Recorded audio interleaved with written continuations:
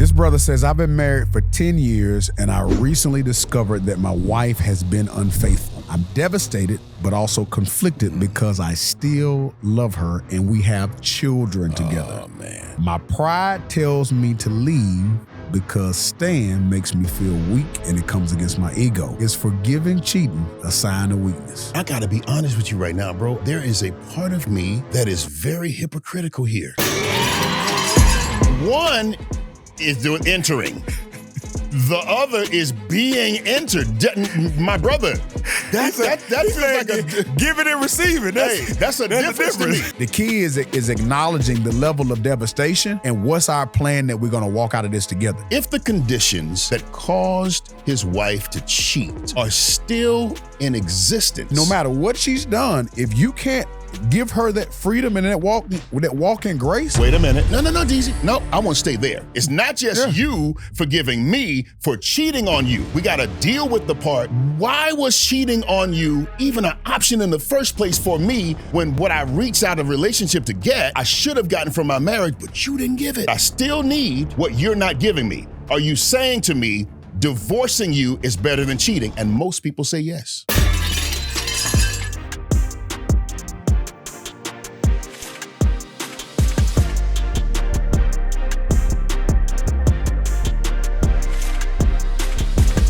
All right, so we have another email. Take it away, DZ. This brother says, I've been married for 10 years and I recently discovered that my wife has been unfaithful. I'm devastated, but also conflicted because I still love her and we have children together. Oh, man. My pride tells me to leave because staying makes me feel weak and it comes against my ego. But my heart and commitment to my family makes me consider reconciliation. Is it possible to rebuild trust after such a betrayal? How do I make the right decision for myself and family? So, Katie, this is really, a man's dilemma. Is forgiving cheating a sign of weakness? Wow. Man, I got to be honest with you right now, bro. There is a part of me that is very hypocritical here. I didn't even realize it until you asked the question. A lot of men are. Because, let's be honest. A woman to forgive? Yeah. Hey. But for a man? The scales are not balanced. What is that, though? Do you know what that is? It is the unbalanced scales. Unfortunately, I have been on both sides of this coin, and it's devastating in both arenas. And I can say, both sides of the coin. I've been on both sides of this coin. Wow. Okay. So I can say men do not come to this equation with equity. I've seen brothers who have been the scoundrels and has massive infidelity for years, and they get cheated on and find out, and they need a doggone lung transplant. Their heart is still at Grady. Oh my God, they can't take it. Again. But can I offer why? I'm not telling you that it's right. No, it's not right. It's not balanced. They're right. Go. Because one thing is, I saw somebody do this. I don't want to do what they did. I don't want to take their stuff from online, but it does make a difference, bro. It makes y'all. Testosterone versus estrogen, man versus female. I said in the beginning that I may be a little hypocritical with this, but one is doing entering. The other is being entered.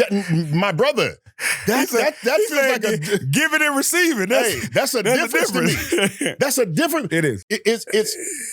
Does it make a difference? I don't think it does. Here's what I will acknowledge. Wait a minute.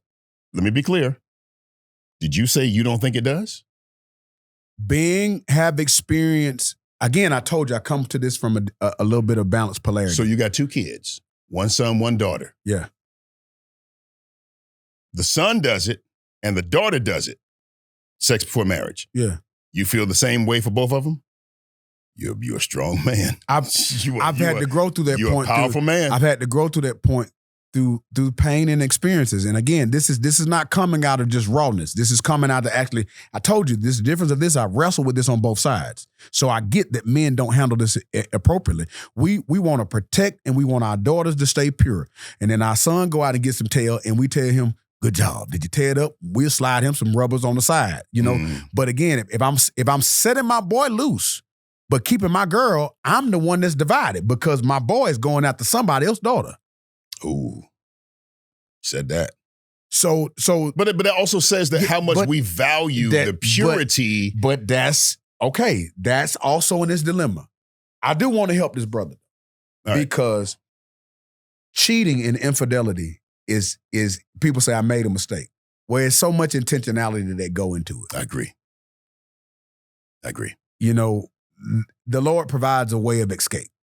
So anytime infidelity has been on the equation, you just didn't slip up. Oh, you didn't walk down the street and just fall on a candy cane. It just didn't happen like that. Yeah. Okay?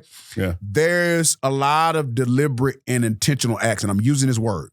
Deliberate and intentional actions. Break it to down. this brother.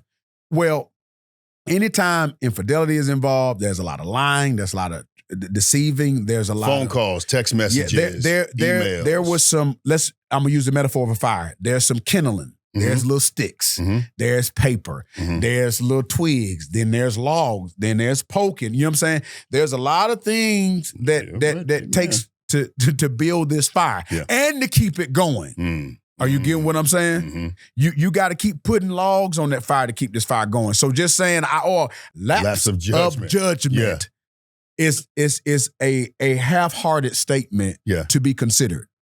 But to say this was an intentional act that went wrong, it takes an intentional act to get out. I see. Okay. And so I think considering the actions, the road, the repentance, the desire for reconciliation, and the willingness to respond to that and to reroute a different journey, that's where you decide on reconciliation. Because some people, it's a blame. Well, I did this because you weren't here and you did this and you did that and you did that. You get into a lot of blame. You're not really accepting the responsibility. And vice versa is not putting a lot of shame out as well. The key is acknowledging the level of devastation and what's our plan that we're going to walk out of this together. I heard this from a person, I wish I had their name in my head, but it says something true. The truth of the matter is your marriage is over. So whether or not your marriage is over, that's not even up to a debate. It's over. The question is not, is my marriage over? The question is, do I have the opportunity to build a new one?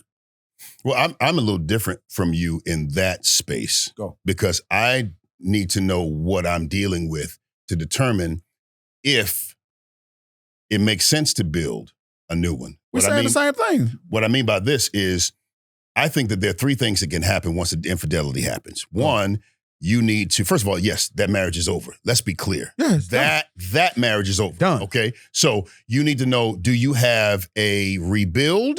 Right. All right. Do you have a, what do you call it when you're just doing a few repair? It ain't no, I got you. I'm telling you. Do you have a rebuild? Rebuild. Whenever destruction happens in any form. Right. Infidelity, definitely we're talking rebuild. Right. Do you have a repair, a rebuild, or do you just have a whole renovation? Meaning the parts that we're using, we're building another house, but we ain't using these parts. And that's the thing. So my perspective. Or release. I love that too. My perspective of it is this.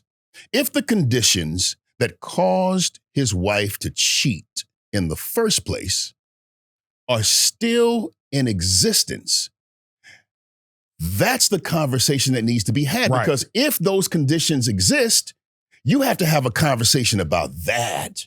You got to have that conversation. Why did you choose, terrible decision, by the way, but why did you choose to step outside of the marriage to get this? Do I have what you need? Did you step outside of the marriage to get something that I don't possess, or something that I'm not showing up, that I do possess, that I'm not showing up with? I want to go further with that, though, because I think it's challenging, because a lot of times that people that cheat, it has nothing to do with whether the person is able to give. It has something to do with the void inside of themselves. You are 100% right that they want that spouse to be able to fill. And that's a whole nother conversation. And that is a whole nother Oprah that we need to have at some point. But if I come to the relationship, let's say, for instance, if I come to a relationship for emotional, cuddling and romance and intimacy, and you're a rock and you're not offering that. Right.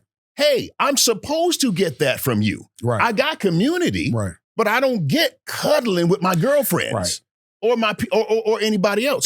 It's a book called His Needs, Her Needs, Building a Fair-Proof Marriage. What I hear you saying is, hey, if the need deficit is not addressed, we're going to go towards bankruptcy. And you need to have that conversation. Absolutely. That conversation looks like this. Hey, I'm messed up, and I will spend the rest of the marriage or being apologetic for that.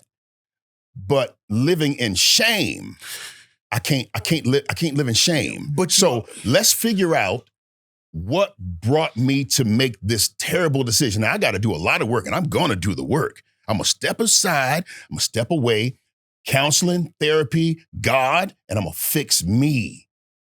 But when I come back, I want to make sure that we can fix this if this is something that you want. And it's not just you forgiving me. Hey, DZ, it's not just you forgiving me for cheating on you. Right. We got to deal with the part, why was cheating on you even an option in the first place for me, when what I reached out of relationship to get, I should have gotten from my marriage, but you didn't give it. Yeah, but you weren't off. No, DZ. No, I want to stay there, because that's a sticky line. There's no reason. There's no valid reason for cheating. Let's be clear. Right. All right. So I don't cheat. Right. But I still need what you're not giving me. Are you saying to me, divorcing you is better than cheating? And most people say yes. But God hates divorce. He don't love cheating. But so you got two wrongs on a different side of each coin. I'm saying, let's fix this thing from the foundation. Then now we own it, because you were talking about, and I was like, man, that's roof, that's the bedroom, the foundation of this thing. That's what has to be addressed. Because he can't come back to this thing and say, I'm gonna fix it by forgiving her. No. Well, there's so much work that has to go into that, and even in that, man, you really have a heart to forgive. It takes a lot out of a man, because to this brother, he can end up putting her into a mental prison. And having her in that cage. Yes. If you're not willing to let that and release that, that's another prison in itself. And nobody deserves that, bro. No one, no matter what she's done, if you can't give her that freedom and that walk in grace, Jesus kept writing when the woman who was caught in the act of adultery. Yes. It's right there. It's hypocrisy. She was caught in the act. So the man was there boning too. But they got the woman. It's been like that way since Jesus. The woman go down, brother get to run out, and everybody got stones. They're ready to stone her. But if he was out there like that, they didn't. But here's my thing. But they touched her. She was naked. That's the hypocrisy of the brothers. They ready to stone her. They knew exactly where they were. The brother's not in the text. That's the hypocrisy of the moment. I've had to deal with it, wrestle with it. I get it. But this brother cannot stay in this marriage and understand he wants to reconcile until he can get into a place to know that the writing is the dropping of the stones. As a brother that's been on the other side, I'm telling you, that's the area where you got to be able to let God deal with you, that you can drop the stones. Okay. Because you feel justified to have these stones because of what you did. Yeah. Because that was the culture. That was the law. That's good. You broke the law. This was your consequence. That's good. But Jesus came in and he kept writing until the stones dropped. And to this brother, I'm challenging you, if you're really considering staying, and this is not a weak thing, to get in God till them stones drop. But here's the other part. If she's not willing to go to Jesus and really submit in that moment and sin no more, bro, you need to go.